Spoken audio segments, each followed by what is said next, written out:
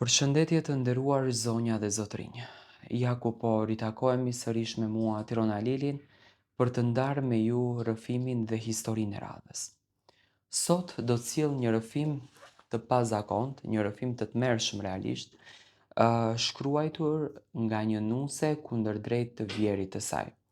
Rrëfimi është goxha i dhimbshëm.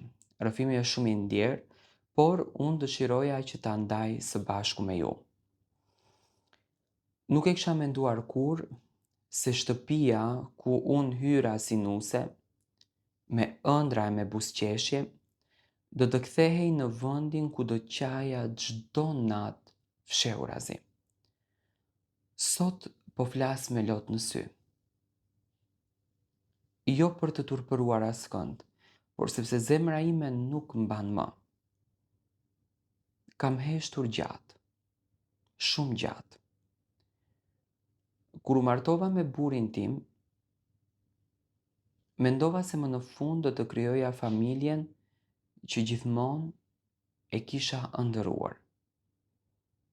Ai ishte i qetë, ishte punëtor dhe unë besoja se Zoti ma kishte sjellë si bekim bashkëshortin tim. Ditën e dasmës, nëna më përqafoi dhe më tha: "Bi, mbaje familjen me durim dhe me dashuri."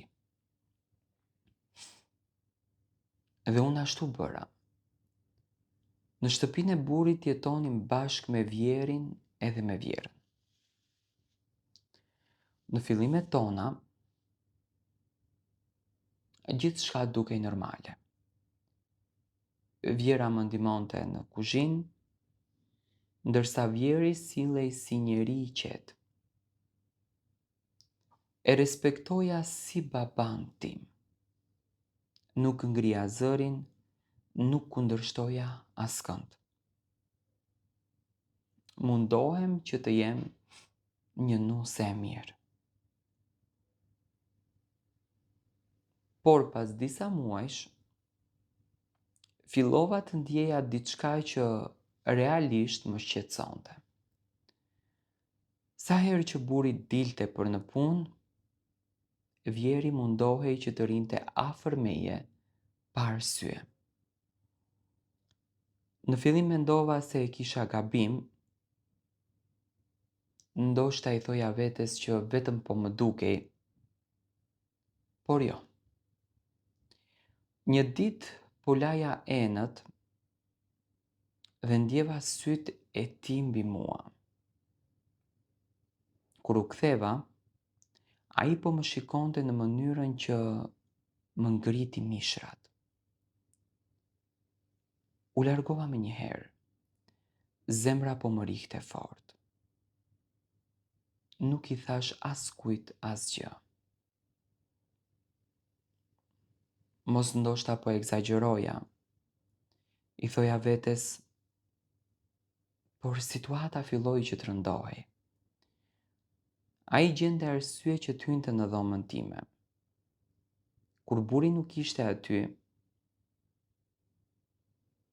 një herë, vjeri im trokiti në derë natën vonë duke thënë se donte ujë. Një natë tjetër më tha, ti je shumë e bukur për djalin tim. Ajo fjali ma preu frymën. Nuk fjeta gjithë natën, qava në heshtje. Doja t'i tregoja burrit tim, por kisha frikë. Frikë se mos nuk më besonte, frikë se mos prishej familja. Frikë nga turpi. Në fshatin ton ku unë jetoj, gjithmonë fajin e merr nusja. Kaluan javë të tëra në ankth. Çdo herë që dëgjoja hapat e vjerit në korridor, më dridheshin duart. Mundohesha të mos rija vetëm në shtëpi. Shkoja te komshia, dilja në obor, bëja çfarë do vetëm që të mos mbetesha vetëm me të.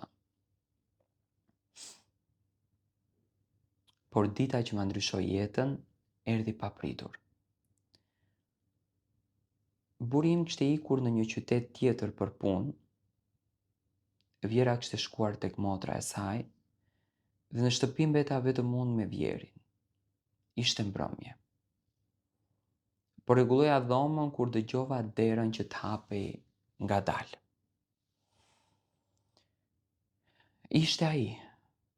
Hyri brenda dhe mbylli derën pas vetes. Në atë moment, gjaku më ngriu plotësisht. Më tha mua me zë të ulët, mos ki frikë, vetëm dua që të flasim. Unë ngrita më një herë dhe i kërkova të dilte jashtë. Por ai vazhdonte që të afrohej sa më shumë. Sytë e tij nuk ishin më të një njeriu që unë e quaja familje. Ishin sy që mua më tmeruan. Fillova të qaj, i thash, je si babi im, mos ma bëj këtë gjë. Por ai nuk largohej. Në ato sekonda mendova vetëm si të shpëtoja, hapa derën me forcë dhe dola me vrap jashtë. Jashtë shtëpisë. Nuk mora as telefonin, as xhaketën, vetëm vrapoja duke qarë në errësirë. Shkova te shtëpia e prindërve të mi. Kur nëna më pa në atë gjendje, me fytyrë të zbete me lot pafund, më përqafoi fort. Për herë të parë pas muajsh u ndjeva e sigurt.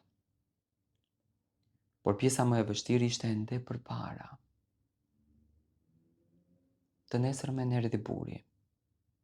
E shikoja në sy dhe dridhesha, nuk dija si t'ia thoja. Si ti thuash burrit që baba i ti të ka bërë të ndihesh e friksuar në shtëpinë tënde. Me zë që më thye i tregova gjithçka.